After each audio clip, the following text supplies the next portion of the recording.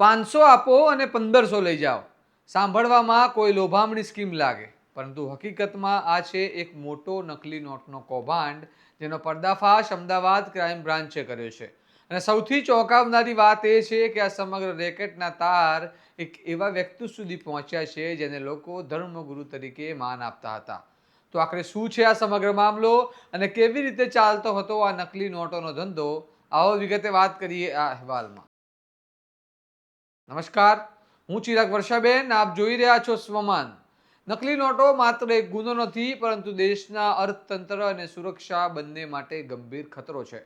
Ahmedabad crime બ્રાન્ચે Amraiwadi વિસ્તારમાંથી એક મોટા નકલી નોટોના રેકેટનો પર્દાફાશ કર્યો છે.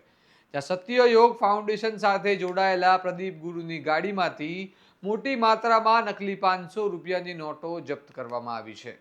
ક્રાઇમ બ્રાન્ચને મળેલી બાતમી મુજબ સુરતથી નકલી નોટોનો જથ્થો અમદાવાદ આવવાનો હતો, જેના આધારે પોલીસે સઘન વોચ ગોઠવી અને ઓપરેશન હાથ ધર્યું.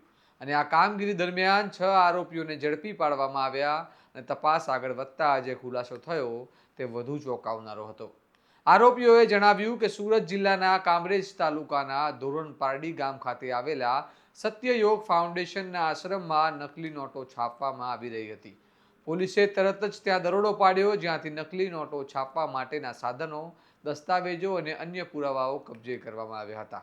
તપાસમાં એ પણ સામે આવ્યું છે કે આ રેકેટ માત્ર ગુજરાત સુધી સીમિત ન હતું, પરંતુ અન્ય રાજ્યોમાં પણ નકલી નોટો સપ્લાય કરવામાં આવતી હતી. એટલે હવે આ મામલો વધુ મોટો બની શકે છે. આ રેકેટનું સૌથી ચોંકાવનારું પાસું છે તેની સ્કીમ, જેમાં લોકો પાસે 500 રૂપિયાની અસલી નોટો લઈને તેમને 1500 રૂપિયાની અસલી જેવી દેખાતી નકલી નોટો આપવામાં આવતી હતી.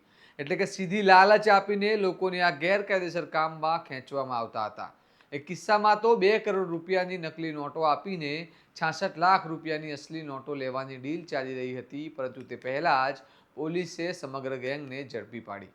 પોલીસ દ્વારા જપ્ત કરાયેલી નોટોની સંખ્યા એટલી મોટી હતી કે પંચનામું કરવામાં જ ક્રાઇમ બ્રાન્ચને ભારે મહેનત પડી.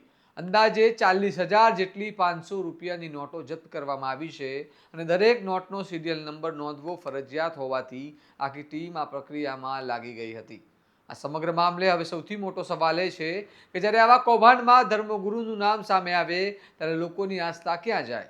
શું આવા લોકો ધર્મના નામે લોકોનો વિશ્વાસ જીતીને ગેરકાયદેસર પ્રવૃત્તિ ચલાવે છે? હાલ પોલીસે 6 આરોપીઓની ધરપકડ કરી છે અને તપાસ આગળ વધી રહી છે. સાથે જ કેટલાક એજન્ટોની સંડોવણી પણ સામે આવી રહી છે.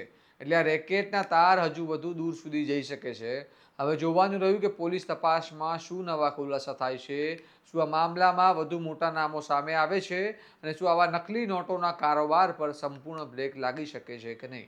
કારણ કે આ માત્ર કેસ નથી, પરંતુ દેશની અર્થવ્યવસ્થા અને લોકોના વિશ્વાસ સાથે જોડાયેલો ગંભીર મુદ્દો છે. આ મામલે તમારું શું મંતવ્ય છે? શું આવા કેસોમાં કડકમાં કડક સજા થવી જોઈએ?